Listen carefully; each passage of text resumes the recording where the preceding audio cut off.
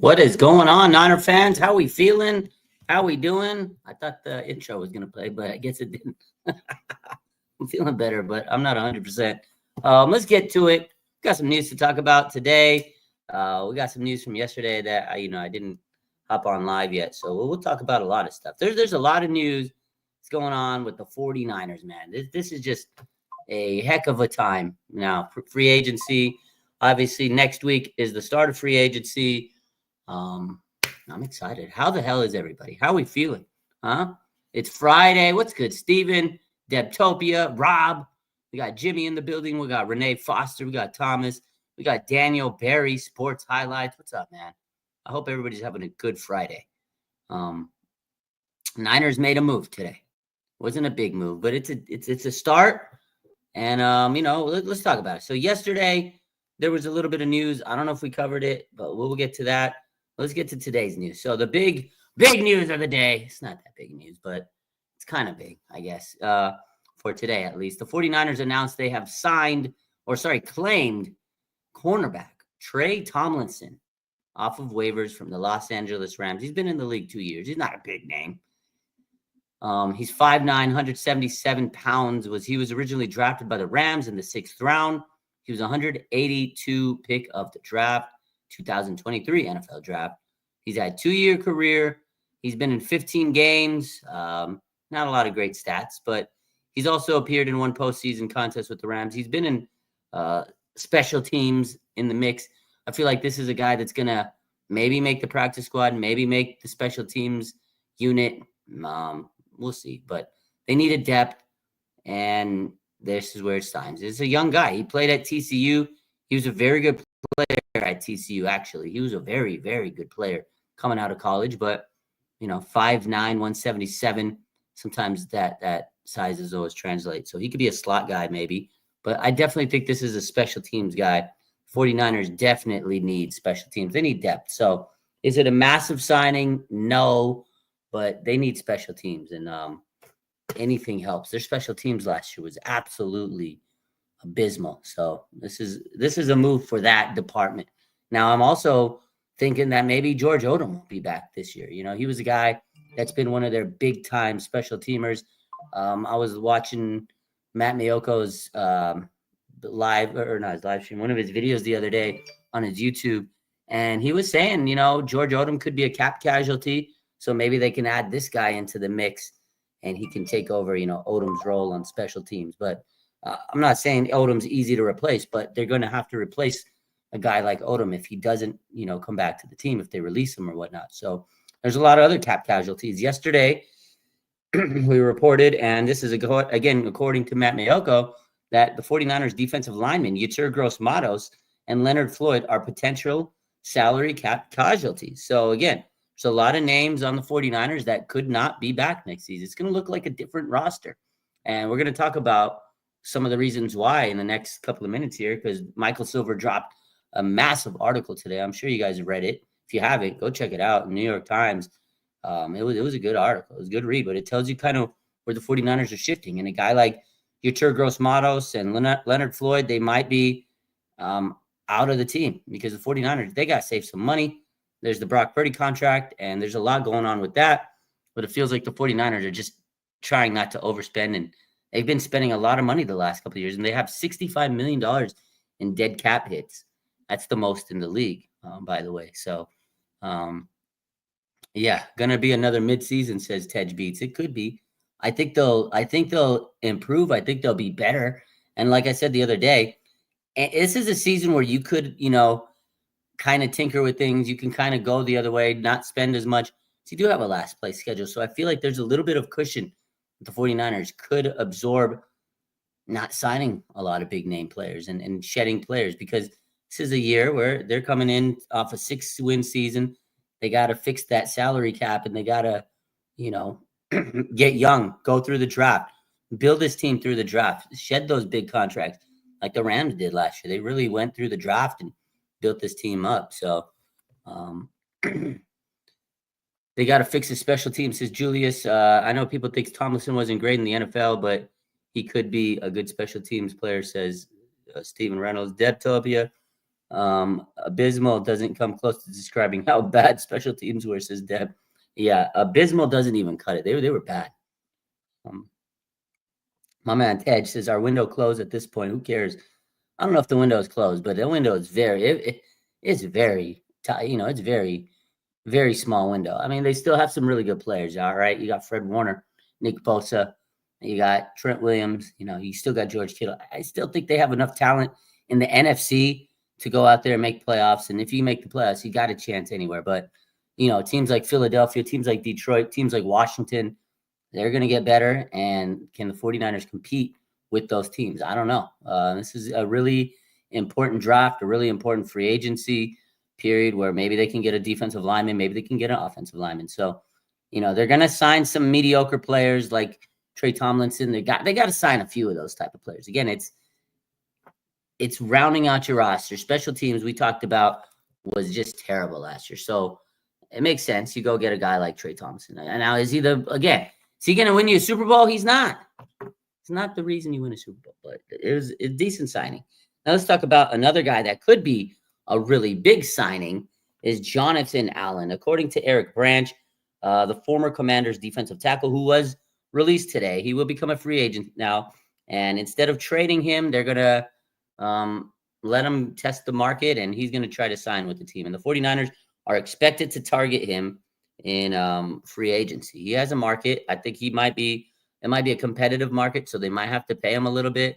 And that is the question is, yeah, the 49ers might target Jonathan Allen, who would be a really big upgrade for them on the defensive line. But will they be able to afford him? I mean, look at this D-line right now because they got rid of Hargrave. That was news yesterday. They officially have, said they're going to release him next week on the league new year. But look at this defensive line right now. The current defensive tackles on the roster, pre-free agency, pre-draft. You got Malik Collins, you got Jordan Elliott, you got Kalia Davis, and Evan Anderson. Now, they're good depth players. They're good guys, but they're not like, oh, my God, look at that D-line. Malik Collins, Jordan Elliott, Kalia Davis, and Evan Anderson. Honestly, it's kind of dog trash compared to a lot of these other big teams like the Eagles, right? The Rams. Like this defensive line, those are your backups. You need to get some quality starters. Malik Collins and Jordan Elliott, they were okay, but being starters on this D-line, they just weren't it. And the 49ers have to upgrade. So Jonathan Allen would be a massive upgrade in terms of defensive line. But are they going to be able to afford him? I don't know.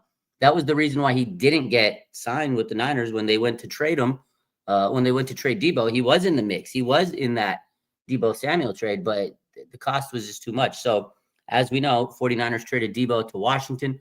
Washington was going to send Jonathan Allen to the Niners, but they ended up not doing it. They just sent the draft pick because I don't think the 49ers wanted to pay him what he was worth at the time. And now this kind of makes it a little easier for the 49ers to go and pursue Jonathan Allen, who's a free agent. Niners can negotiate and say, hey, we're willing to pay you this much. Now, will Jonathan Allen take what the 49ers are willing to pay him, or will his market be robust?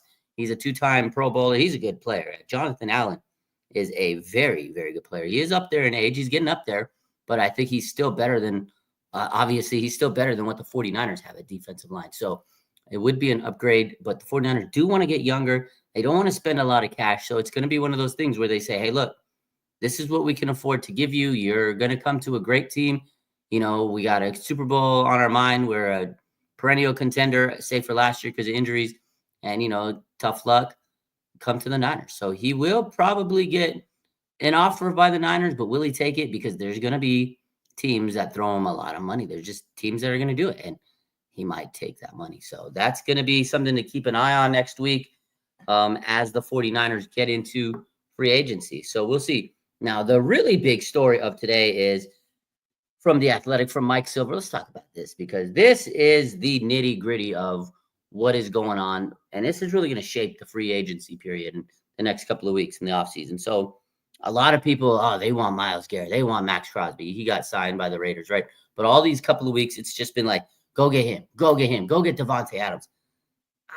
I don't think it's going to happen. I don't think the Niners are going to go out there and spend all this money like they've been doing the years in the past. And it's going to make their negotiations and contract a little bit different, especially with Brock Purdy. So this is an excerpt from The Athletic from Michael Silver today.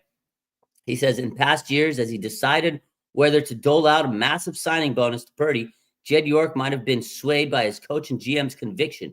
This time, I expect the owner to be as ruthless as they deem appropriate. So it sounds like Jed York is saying, look, man, maybe somebody from his family, maybe somebody told him, look, Mucker, you got to hone in the spending. You got to put Kyle Shanahan in his place. You got to put John Lynch in his place. You let Parag do his contract. Let him cook and let them stick to what they got to do, because we need to stop spending all this money. Look at Brandon Ayuk's contract last year. It all stems from that, I feel like. I feel the Niners, this is what's been on record for the last couple of weeks. It wasn't just Tim Kawakami. We talked about this a few weeks ago. Tim Kawakami said that the team has been angry since they had to go over that Brandon Ayuk contract. It spurned them, right? And then a couple other people have said it. And now Mike Silver basically reiterated the fact that, hey, that Brandon Ayuk contract was not fun. It was not good. We all know at the 11th hour, they were about to trade Brandon Ayuk. They finally were going to do it. And Kyle Shanahan, he runs down the staircase. We heard the story from Jay Glazer in the NFL season last year. He runs down and he says, no, don't do it. Don't trade him. We got to keep him. We got to keep my dog BA. And that's the problem. I think that Kyle Shanahan, he developed such a connection with the players. It's not bad. You want your coach to like your players, right? But we all know the Cabo clique, right? He really does form special bonds with these players. And Deebo Samuel, in his farewell letter yesterday, I'm sure you guys read it. If you did it, he basically said, like, him and Kyle Shanahan were like locked. Like, they had such a good connection. Like, their friendship was just amazing. And that was one thing that made it difficult for Deebo to leave, because he really did have a strong bond with Kyle. And it was hard for him to go and say, hey, look, I got to do this. I need to, ask for a trade. It was tough, because he does respect Kyle, and he second guessed it so many times, but he knew he needed a fresh start. So because Kyle Shanahan is so connected to these players, that could be a problem, because sometimes he uses his heart to decide what he needs to do and pay everybody. Oh, you're like my son. I need to pay you $30 million. I need to pay you $40 million, whatever. So because of that, it's kind of ruined these contract negotiations. You got to pay them as a business. You can't let your heart take over, I think, is the grand sense of things. And that BA contract really pissed them off. And I think Jed York, what Mike Silver's saying is, look, he's not on the hot seat. We love Kyle Shanahan, but he needs to go back to figuring out X's and O's. Stick to coaching. You do what you do best. Coach this team. You're getting too much involved in the background, in the contracts. I know you love the players. You can still love them and teach them and coach them and guide them, but focus on that, on coaching the team, because now you're getting involved in contract negotiations, and we don't want that. Let's let Parag do that. And according to Silver, they're going to be a little ruthless with these contract extensions, especially Brock Purdy. Now, there's other contracts up there, right? You got Dre Greenlaw. Will he be extended? George Kittle, will he get an extension, et cetera, et cetera? So I feel like Silver's saying, hey, look, man, this team, they're going to be more calculated. They're going to be a little bit more cold. You might not like the outcomes, but this is what the 49ers need to do, because they do have $65 million in the dead cap hit, and they got to change their ways, because whatever they were doing, it led to last year where they had 6 wins, 6-11, and that was not good. So there might be pressure from Jed York's family, and I'm sure there is, because whatever they got to do, they got to change it, because it wasn't working. So again, Mike Silver says he expects them to be a little ruthless. This is what he says. He goes, he says, in the wake of a 6-11 season, a more significant change has taken place. Going all in is out. Coach-driven emotion is no longer a guiding principle. So, again, they're not going to let Kyle Shanahan's emotions take over. The 49ers are attempting to be cold, calculated, and analytical when it comes to roster decisions, an organizational reset that coincides with the negotiation of a massive contract extension for quarterback Brock Purdy. So Brock Purdy's contract is the big thing looming, and the 49ers now are going to be a little bit more wiser and calculated. They don't want to sit there and just, oh, yeah, you can have the money. We love you, Brock. You can have all the money in the world. They're going to be like, well, let's think about this real quick. Let's think about it real quick. There's a lot of options. They want to look at all the options. Maybe they can let him play out his last year and then franchise tag him. That's really an option. It's on the table. Albert Breer talked about this yesterday and said, hey, look, the 49ers want to pay him in the 40s. Brock Purdy and his team wants to be in the 50s. And this is also reiterated in Mike Silver's article. He says Purdy, the NFL's most underpaid player during his first 3 seasons, wants a lot of York's money, more so than in past years. There likely will be a fight for every penny. So it looks like Brock Purdy wants a lot of money. And it looks like the 49ers may not want to pay him all that money. So it's going to become a situation, according to all these reports. And Mike Silver's not the only one to say it. I know this could be like one of those reports where you're like, oh, my God, don't believe it, Raj. It's smoke. Well, Mike Silver is pretty dialed in, and he's been pretty spot on for the most part. And it's not just him that's saying this. Albert Breer has said this, and a few other, people have said this throughout the weeks. But Albert Breer is a pretty big-time NFL insider, and Mike Silver saying this, I mean, he's another big-time guy, so I kind of believe it. My man Sahaj says, what's going on with the drama for our quarterback, Brock Purdy? So I think that's what it is the 49ers want to be more calculated, right? And then David says, fact, Shanahan needs to stay away from contract negotiations. I think he does. I love Kyle. I think he's done a great job, but he needs to focus on coach. He needs to figure out how to win these damn games. Stop getting involved everywhere. Take your hands out the cookie jar, right? Fishy says, I like it because I want them to trade Purdy. Some fans want him to. I don't think they will. I know there's rumors out there. I think they'll ultimately get it done, but they're going to look at every single option. You'd be crazy to tell me, or you'd be crazy to think that they're not going to at least look or listen to options. There's going to be a lot of calls next week. John Lynch is going to be busy on the phone. He's probably getting calls right now, pre-free agency calls. And I'm sure there's going to be a team that asks about Brock Purdy, at least one team. They're not going to do it, but they're going to hear him out, right? Raymond says, damn, 65 in dead cap. I know, it's a lot of money. MSQ says, Anderson, Elliott, Sam O aren't starters, but they definitely solid depth pieces. Don't sleep on them. No, 100%. I know you're right. Sam O and Elliott and those guys, they're definitely good depth pieces, but they cannot be your starting defensive lineman. I like them, but you need better starters. Like you need a Jonathan Allen. Like Javon Hargrave was a massive disappointment, and they need to upgrade over that. So Fishy says, my guess is Purdy got to take the low ball deal or buy Purdy. I don't think it's going to be buy Purdy, but if he doesn't take the low ball deal early, I think he'll drag it out because it's the Niners. They drag shit out all the time. I don't know. I hope they get it done. I hope the Niners just say, here's 50 mil, take it. And Brock says, okay, cool. Because if they drag this out, man, that's going to be another disaster start to this. We cannot afford to let this drag out like last year. So if you have your franchise quarterback, are you going to give him the franchise tag? They might have to because that Brandon Ayuk, listen, I think they learned their lesson. Last year, they were just throwing out money. Trent Williams cried. He got his money. Christian McCaffrey cried. He got his money. And I have great players. I love them. Brandon Ayuk cried. He got his money. But Brandon Ayuk, he got hurt. I'm not saying the money correlates to them getting hurt, but it's a risk. You pay this guy. He's on the bench. He's hurt. He's not helping you out. Christian McCaffrey, he got hurt. He didn't play. Trent Williams, he got hurt. He didn't play a lot. I know there was other things going on with Trent too, so it is what it is. But you pay these guys a lot of money, it starts to hit you in the chest, man. It starts to hurt your wallet, and then you start mentally saying, like, damn, dude, we paid all these guys. We're not getting any production out of them. They got to be careful. I think they're really trying to think about everything because that contract, especially with Brandon Ayuk, really effed them, man. It really effed them. So what's up, Frank Tom? If they let Brock go, we are done for the season, says Renee. Again, I don't think they're going to let Brock go, but I think this contract negotiation is going to be a little bit more murkier than I thought initially after reading all this today, but we'll see. Julia says, if my quarterback takes our team to 2 NFC championships, 1 Super Bowl, and a Pro Bowl in 3 seasons, I'm giving him his money, Raj. It's a fair point. I mean, I get it. There's people that want him to get paid. I know there's people that don't, or they're a little skeptical.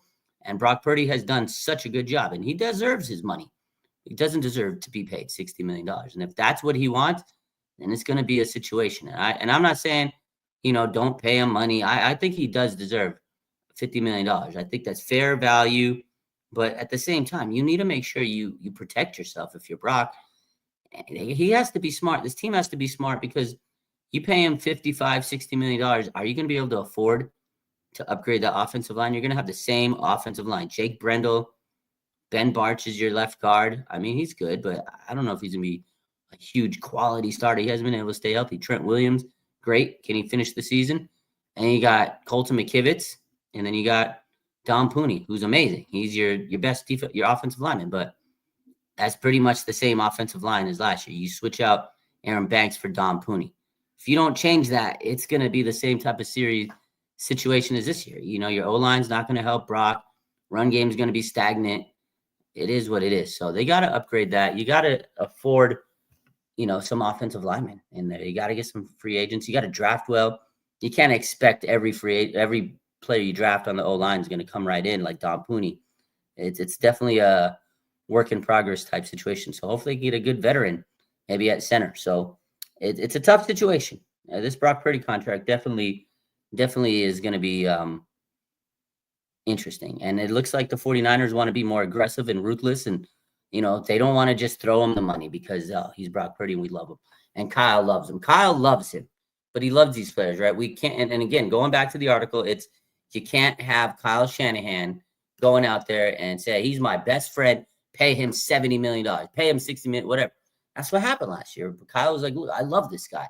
Pay him the money, Parag. Pay him the money, John. That's what they want to get off of. It's okay, Kyle, we love you. I know you like these players, but you need to stick to your lane. John, you need to go recruit these players, whatever. You stick to your lane. You can help negotiate, but Parag is the money man.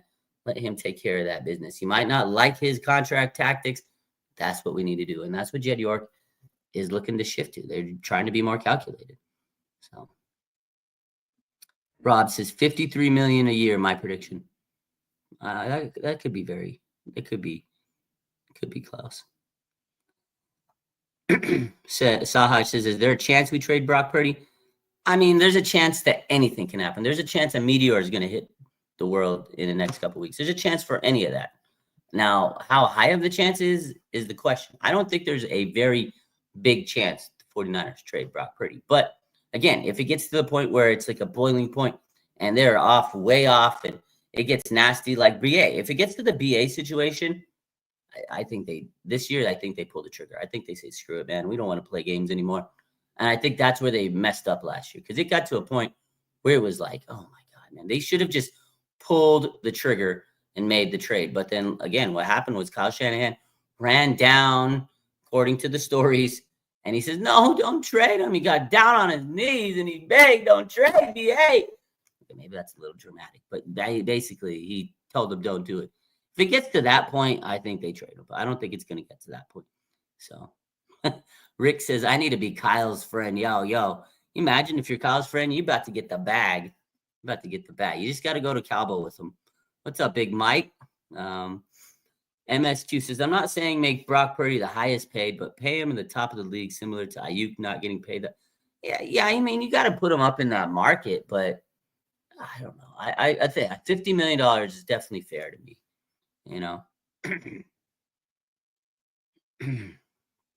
Let's take a look at some more of these questions.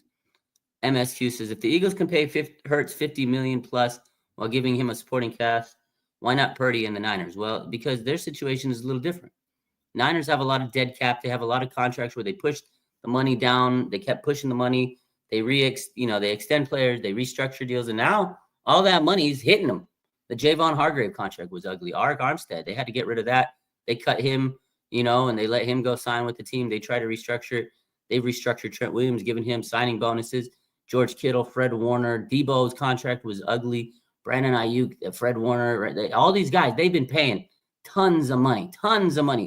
They had a quarterback that was getting paid peanuts, right? He was the last pick in the draft. And because of that contract, it allowed him to sign everybody. Boom, boom, boom, boom, boom. Now they actually have to pay a quarterback a real contract. And it's a different situation, right? I'm not saying Jalen Hurts was getting paid top dollar on his rookie contract, but they didn't have as many big-time contracts at the time as the Niners. And they weren't doing it the way the Niners were doing, right? Throwing the money, kicking the can down the line. Eventually that can comes, and you find yourself at the end of the finish line, and you're like, oh, crap. Now all the money's there, and we got to figure out what we got to do with it. So that's the big thing. And then just bad contracts. And I think it was like contracts like the Hargrave situation, Brandon Ayuk, and then he got hurt. And now they really don't know they can't really move themselves off the Ayuk contract. I know they said they want to trade him. Who the hell is going to take that contract? And the cap hit is nasty if they get rid of him. So it's a tough situation to be in, guys. It is a very tough situation to be in for the 49ers. So that is the big news for today, is the 49ers are taking a ruthless approach, according to Mike Silver. And this is another thing. He says, while Shanahan may not have done his best coaching job in 2024, his seat is not even lukewarm, and he likely regrets his mad sprint up the stairs as much as anybody. So he probably regrets convincing the team to sign Brandon Ayuk. But then York did say, that said, it makes sense that York would prefer Shanahan to focus on doing what he does best, scheming it up and coaching the players on the roster. So like we talked about, Jed wants him to focus on being a damn coach. And then he talked about, Brock Purdy, and he basically says that, this time I expect the owner and his chief negotiator, executive vice president of football operations, Parag Marathe, to be ruthless as they deem appropriate. So they're going to be a little bit more strict and stingent, and they're going to be, they're going to give him a contract they feel is appropriate based on what they can come up with. And the agent may push at them, and they're going to say, look, this is what we want this year. They're going to be a little bit more calculated this year. So it's going to be interesting. It's going to be interesting this year. I don't know. Will they sign Brock Purdy? We'll see. We shall see. How soon will they do it? We shall see. I think ultimately they'll figure it all out, but it looks like this year they're going to keep the drama going. That's what the 49ers do, is they build drama every single year. Content creators that cover the 49ers, or content creators in general, that, eventually when they get to a Niners story, it's big time, man. 49ers produce so much content. They're a content machine. So they're going to give us more and more and more as the next couple of months go on. Oh, man. Yeah, Hargrave messed this up. My man Sahaj says, I'm hearing no Super Bowl for us next year. No, you can't say that. They're still going to have a good team. They're still going to figure everything out. They just have to be a little bit more wise in spending. They got a last place schedule. And again, because they have such an easy schedule, I think this is the year where you can do these types of things and you save your money and you recap, you recuperate from that high dead cap. You draft well. And I think this year is critical in getting younger. You're going to get rid of players that are older, right? Talanoa Hufanga is also a guy that's going to I know he's not older, but he's an injury guy. And you're going to get rid of injury-prone players, maybe. You're going to get rid of older guys, Hargrave, Debo. You got rid of those guys. You got to get younger. But this is a year where you can get younger, you can improve, still make a run. Because the NFC, it's not like the NFC is like, oh, man, how are they going to compete? NFC West is tough, but I think the Niners can really do a good job and bounce back this year. Because, again, easy schedule. You got to focus on those NFC West games. And if you can really get your mind right, sky's the limit. They do have to fix the O-line, though, and I think that's where they really, really need to make sure they prioritize. Because if you go into the season with the same O-line, I don't care what else you do on this team. So MSQ says, I'll say this, 2 great years outweighs 1 average season with the supporting cast. Don't be fooled. No, I get it. Brock is good. He's earned to be paid, but you just can't. The point is the 49ers know they just can't overpay for him, and they know they have to be a little bit more prudent in this negotiation because this contract is really going to set up the next couple of years. Because if Ricky Pearsall tears it up in the next year or two, and then he's ready for an extension, and you don't have money for him, that's another situation. You gotta think about the future now. And I think the 49ers were going all in. And that's one of the things that was said in the article, that the 49ers got to stop going all in. They want to still compete. They want to build a good team, but they can't just throw all their chips and spend all their money and then figure it out down the line. Because now they can't just throw all their money in there, because then eventually you'll be negative cap space like the New Orleans Saints. You cannot get to that point. You have to say, okay, we got to be smart. We can spend, but we got to make sure we save money down the line for the next couple of years, because there's going to be some players, if they develop them right, if they draft right, they're going to have a lot of players that they need to sign. That's what you want. You want to develop the homegrown talent, but you have to hit in the draft. You got to develop them. You got to get rid of expiring contracts, old players, dead weight, injury-prone players. You got to do that, and it's going to be a different-looking team next year.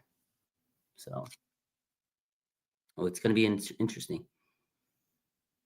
Julia says, will Lenore play nickel this season or moved outside? I think he's going to be primary outside boundary cornerback. He's your CB1. He's playing outside. If he needs to play the nickel every now and again, he will, but I think he's going to be your outside cornerback. So let's move on to a few other stories. because yesterday we weren't live, but we'll talk about it real quick. The 49ers are the betting favorites to land Joey Bosa at plus 220, according to DraftKings. They've installed the 49ers as the betting favorite to unite Bosa with his younger brother, Nick. The odds at plus 220. Next on the list is the team that cut them, the Chargers. They're 4-1 odds. The Lions are 8-1. The Bears and Patriots land at 9-1. Bengals and Cardinals are 10-1, followed by the Commanders and Eagles at 12-1 odds. There's talk of a potential frenzy for Bosa's services, especially since this year's free agent class doesn't have an overabundance of high-end options. So people are going to be wanting Joey Bosa. He is a free agent. Niners are going to have to kind of outbid some of these teams. And that, again, is the question, just like Jonathan Allen. After everything we talked about, will they pay Joey Bosa a high contract if he asks for one to play? He's, almost 30 years old. He's had a couple of years of injuries. He's not what he was. He's still good, but will they pay a lot of money to go get this guy just because you want him to play with his brother? Big question. I think that 49ers want him. I think it'd be a great story, cool story. Just like Richard Sherman said yesterday, cool story, but it has to be the right price. You can't overpay for him just for a cool story. You know what I mean? I'd love to see Joey Bosa and Nick Bosa on the same D-line. I could already see it now. You're watching the game. Oh, my God. Joey Bosa on one side, Nick Bosa on the other side. Oh, and they're like screaming towards the quarterback. It'd be cool. A lot of cool stories, again, coming out of this. But it has to be the right price, because can Joey Bosa play a full 18-week season? Was it 17 games in a year? Can he play 17 games? I don't know. He hasn't done that in a long time. Played, 14 games last year? That was the most he played since 2021. They got to be very careful. They got to give it an incentive contract. But if another team throws him money because they're like, hey, we want to spend money on him, Niners aren't going to try to compete with that. But they are the betting favorites. But the Vegas likes to take your money. So maybe you don't want to bet on that. It will sell a lot of jerseys, Rob. Like the merchant, I already know. If they make Bosa brother shirts or merch or whatever you want, that is going to fly off the roof. So are you kidding me? People are going to want. I already saw someone like mock up a design. It's like a half Nick, half Joey Bosa brother, and it says on the back Bosa Brothers. Like I've seen so many already like mock up designs, and then there's like one shirt, Bosa Bros in the Bay. Oh my God! So big bear, small bear, Bosa Bros, something like that. It's going to be crazy. Merch would go insane. They would make a lot of money just having the two brothers on their team. So 49ers probably want it. It'll put a lot of butts in seats. It's a big selling thing. I'm telling you, as much as like a real fan knows, Joey Bosa is a shell of himself. The casual fan would be, oh my God, Joey Bosa, Nick Bosa. We got to go. Oh, we got to go see that. I'm not lying to you. It'd be big time. So we'll see. We'll see. MSQ says, don't expect prime Bosa. Expect a depth piece, brother connection. Yeah, he's just a depth piece, but it would be a fun depth piece. Like he's not going to be playing 40 to 50 snaps. He'll probably give you 20 snaps a game. But is that enough to justify paying him? I don't know. We'll see. I mean, I'd rather sign Dre Greenlaw and give him money, but we'll see. He might get thrown a lot of money. Free agency is interesting. You don't know. You don't know. There's players we expect to get money just thrown at them, and then they don't get money thrown at them. And you're like, oh. And then they come back to their team because nobody else wants them. So going to be interesting. We did mention this. Yetur Gross-Matos and Leonard Floyd are potential salary cap casualties, according to Matt Maiocco. We did talk about this. The 49ers informed defensive tackle Javon Hargrave that he will be released on the first day of the league year next week, and he'll become a free agent. This is next Wednesday, the 12th, when free agency officially starts. Won't be on the team. He gone. So interesting news, interesting day. 49ers did sign Tre Tomlinson. That's the big signing of the day. Again, probably more of a special teamer. We'll see how it goes. So that's pretty much the news of the day. The 49ers are going to be ruthless, and they're going to be a little bit more calculated in their contract negotiations, especially with Brock Purdy. Let's take a look at some of these questions before we head out. Rob says Juice is probably a cap casualty too. I agree. I think he's probably going to take They're going to ask him to take a cap hit or a contract hit or, less money, extension or restructure, sorry. And if he says no, he gone. I think the same thing that happened to Armstead is going to happen with Juice. They're going to say, hey, look, we can pay you this much. And he's going to be like, oh, I don't like that. That's a lot lower than I thought. And they're going to say, okay, we're going to cut you and you can find a team that's going to pay you what you want, like they did with Armstead. And luckily for him, he found a team that paid him like $17 million, the Jaguars. Now, will Kyle Juszczyk find a team to pay a fullback the money he wants, probably $4 or $5 million? I don't know. Not a lot of teams use a fullback. He's a great player. But at this point, who's going to pay a fullback that much money? He's good, but, last year he made it very abundantly clear that he was mad he had to take a pay cut. And if the 49ers do it a second year in a row, I think he's gone. So we'll see. Yeah, Rob says he was mad. He was pissed. He went on every interview he did last year at the beginning of the year. He made it abundantly clear. Oh, I didn't like taking a pay cut. I didn't like taking a pay cut. Like, bro, we get it.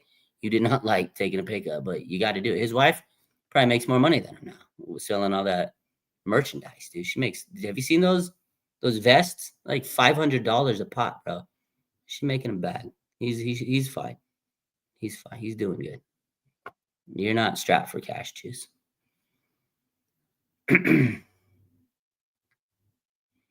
Imagine Allen and Bosa. Woo, would be good. Steven Reynolds says, what about DJ Jones?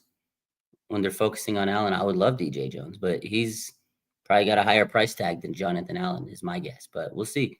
DJ Jones returning to the Niners would be unbelievable. So what's my matchmaker in heaven free agency? Go get Drew Dahlman, Falcons or former Falcons center. You give Drew Dahlman, I'll be happy. Give me Drew Dahlman, DJ Jones, or Jonathan Allen. You get a center and an interior D lineman. I'm happy. I don't care about anything else. You go get those two players or one of those three guys. You get a good defensive lineman, defensive tackle, and you get a good center. And I think the rest we can cook in the draft. That's what I want. I don't care about anything else. Maybe a wide receiver, but I won't be greedy because I think Pearsall, Jennings, and Kittle will really step up. The Niners had a lot of weapons. They'll be fine on offense. Kittle's going to get more usage. Ricky Pearsall is going to step up. Jennings is a dog. I think they'll be okay. David says overpaying too much for a fullback, and I think that's where the Niners are like, hey, we can't be paying this much for a fullback. Scatterbo at fullback, running back, Rick. I could see it. I think that's a guy they're looking at, and they can utilize him in different ways. I think that's a guy they've already met with, so we'll see. I mean, will he fall to them? I don't know. And the Niners do have to draft O-line, D-line, et cetera, et cetera. They like a tight end. They might take a tight end too. Rob says, I forgot about Tre. Did I? I just don't think 49ers are going to bring him back. I want him to, but I think we got to accept. The faster you accept Dre Greenlaw not coming back, I think the better. Now, I'll be hyped up if I get a notification next week that the 49ers re-signed Trey, but I don't know. We'll see. Deb says, I'm sounding a lot better. Yeah, I feel a lot better. I probably slept for the most I did yesterday. I came home, took a nap, good 2-hour nap, watched the Warriors game. I watched the end of the last 2 quarters of the Warriors game. Then had some dinner. I ordered Panera Bread yesterday, me and my daughter. And then after that, I went to bed early. I slept for 9 hours last night. It felt good. I feel so much better. And I'll tell you this, shout out to Subway worker, man. I go to the Subway close to one of my patients. It's always on the way. I don't go always, but twice a week I'm there. I didn't go for a week or so because I've been sick and I just tired, this and that. I finally show up today and he's like, how you doing? I was like, yeah, good. He's a, elderly worker, a little slower, but I always talk to him. I'm good at talking to older folks. That's what I do all day, right? So, we're talking and he was excited to see me. I haven't seen you. I was like, yeah, I've been sick, man. To be honest, I was like, I'm feeling better. Finally got some rest. And then after I was done eating, he comes up to me. He goes, here. He gives me a free cookie. I don't know. There's 2 free cookies here. I know it's late, but because I was finishing up, he could have gave it to me earlier, but he gives me 2 cookies. He goes, take care of yourself, young man. You're a good guy. Take care of yourself. But I was like, okay, that's nice. That was pretty cool. So I'm feeling better. I had the guy at Subway, super nice guy. That was good. That made my day. He gave me 2 cookies, ate them up. Maybe he's telling me get some damn food in your body because you're not eating enough. I don't know, but it was nice. It was a nice gesture.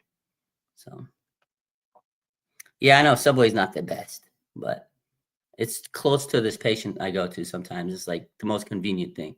So sometimes when I go to that patient's house, I'll go get Subway real quick. It's cheap. It's not the best sandwich though, but it's good. Rejected says, before you leave, since the Cowboys aren't making any move on Mike Parsons, would it be a nice trade there? I mean, of course, Parsons would be amazing, right? I think he'd be cool, but same thing with like Myles Garrett, Max Crosby, any of those guys, Trey Hendrickson. I just don't think that meets the Niners price because you're going to have to pay him Nick Bosa money, close to what Nick Bosa is getting paid. Can you afford to pay 2 Nick Bosa type salaries on this roster? No, because you got to pay the Brock Purdy, contract. So I don't think Michael Parsons coming to the Niners would be realistic. But would it be amazing? Oh, absolutely. I would love Parsons with the Niners. Parsons and Bosa, come on, man. It'd be crazy. Of course it'd be crazy. But I just don't think it's realistic. Again, with what we talked about today with the Mike Silver article, with Tim Kawakami's article the other day, both of them saying the same thing. Like the Niners are trying to move away from spending so much money. I just don't see them going crazy. Maybe they'll surprise me next week. Maybe they'll surprise all of us. And we're like, holy crap, how do they do that? How would they do it? Maybe they will. But just being realistic and reading the tea leaves, I don't think they're going to make like a massive, huge signing. They're going to lose a lot of players next week, though, for sure. So, yeah, it would be a sick combo for sure. Nathan, what's up, man? I'm good. How you feel? Appreciate you, Renee. Yeah, I'm glad I'm feeling better, too. Did I see Steph Curry from the logo shot? Bro, I watched that. Steph was cooking yesterday. 40 points, hit the night in Brooklyn. 2 New York. Yeah, they went to New York and beat both New York teams this week. The 4-1 on the road trip. The Warriors, man, they're really putting the vibes in the Bay Area up. I love it. 9-1. No, 10-1 since Jimmy Butler has been in the lineup. They're 10-2 overall since they traded for him. It's been great, man. Warriors are on the up and up. I love it. I love it. So signing Allen for a 1-year deal and Joey for hopefully a family discount since his mom told him to go play with Nick. That's a stacked D-line, and Allen can help the young players, says Steven. I agree. I think if they can get Allen and Bosa, I think that's a really good offseason now. If they got to be cheaper, they got to be within the range that, they're going to want to pay. You can't go overboard, but I think there'll be 2 quality veterans.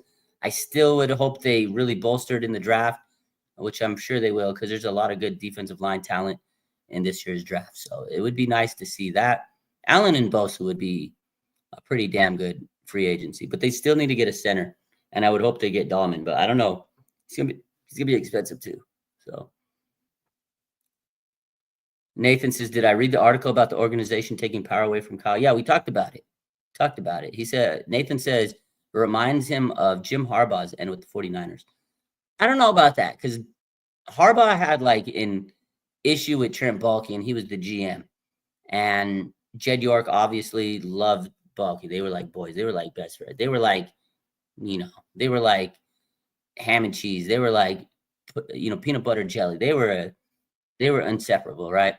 John Lynch and Kyle Shanahan, from what we know, they're tight with each other. So I don't think there's like an issue with Jed saying, oh, we're going to like single out Kyle and we're going to, do it that way. Because they singled out Harbaugh. They didn't like him because he wasn't cool with Harbaugh. And at the time, Baalke, York was on Baalke's side. So he was like locked in with him.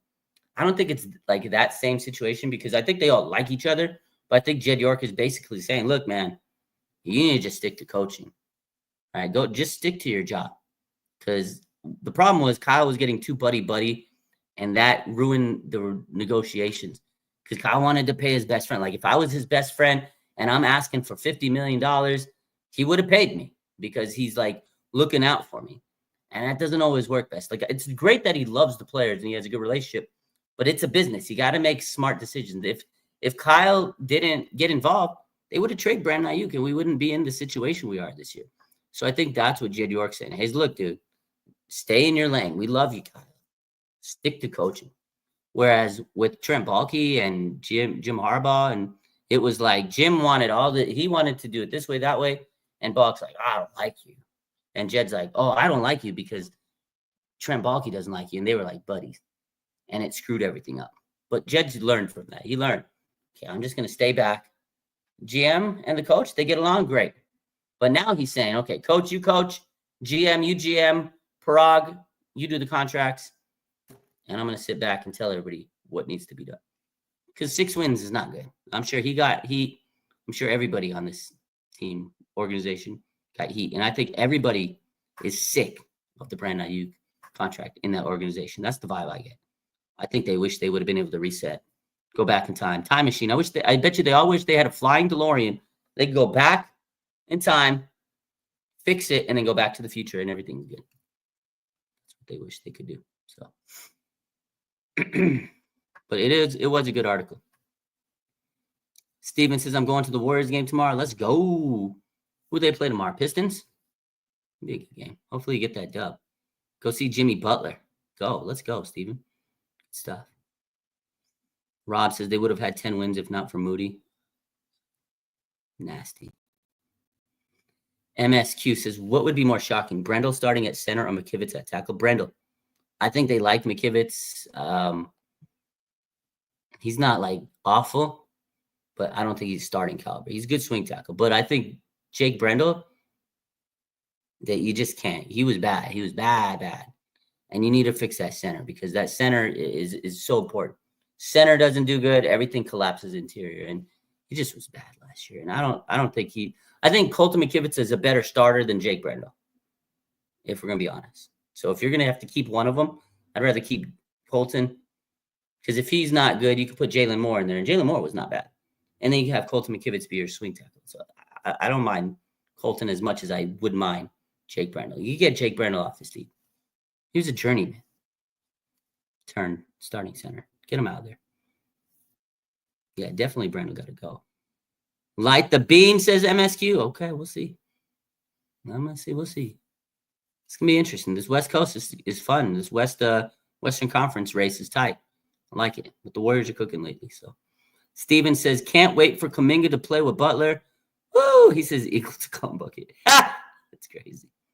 Yeah, I can't wait for Kuminga to come back. Kuminga, Steph, Dre, Butler. Love it. Rob says, I think last year they were waiting for Feliciano to play center. Yeah, I do too. Unfortunately, just those knees didn't cooperate. He got hurt. And, he retired this year. So they definitely got to fix that center's position, though. Louis says we should go after Harold Landry. Yeah, I saw he got released. He would help. He could add some good speed from the outside linebacker position. Depends, again. What are they going to do with Dre Greenlaw? Would they go 3 line? Like, it could be like when they had Aziz Al-Shahir, Greenlaw, Warner. They used to use Aziz like more on the outside sometimes. So we'll see. I like Harold Landry, though. He's a good player. But I think most Niner fans would want him to. If they're going to go after a linebacker, you go after Dre Greenlaw. But we'll see. Interesting. There's a lot of players out there that I wish the Niners could go get. If they had abundance of money, I'd like them to go sign a lot of players, but they're not going to be able to this year. So, let's see. Any other questions, concerns, comments? I don't know. Sahaj says, I think Nick will give some of his money to Joey. Maybe he will. Maybe he'll give his brother. Yo, bro, I'll give you like $5 million to sign with the Niners. Maybe he will. I'm sure that his mom is like begging him every day. Let me call Joey. Hi, honey. Yeah, this is your mom. This is Cheryl. Yep, this is Mama Bosa. Did you sign with the Niners yet? No. Oh, honey, sign with the Niners. Okay.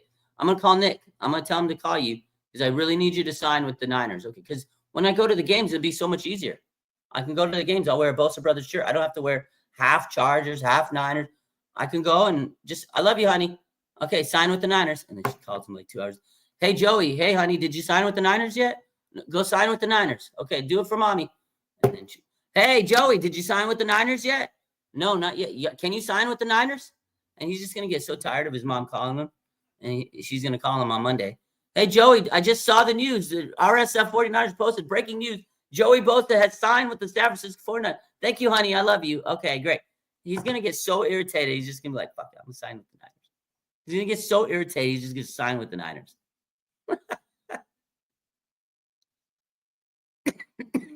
I think that's what's going to happen. But we'll see. Anyways, you guys have a good rest of your day. Appreciate y'all for tuning in. Stay tuned. Make sure you have your post notifications on Instagram and Twitter. Next week is going to be busy. It's going to be a busy week. Free agency season. I'm excited. I want to see what the Niners are going to do. Maybe they do nothing. Maybe they do absolutely nothing. But they might do something. And I can't wait to see what they do. Y'all have a good one. I love you. Happy Friday. Enjoy the weekend. Go Niners.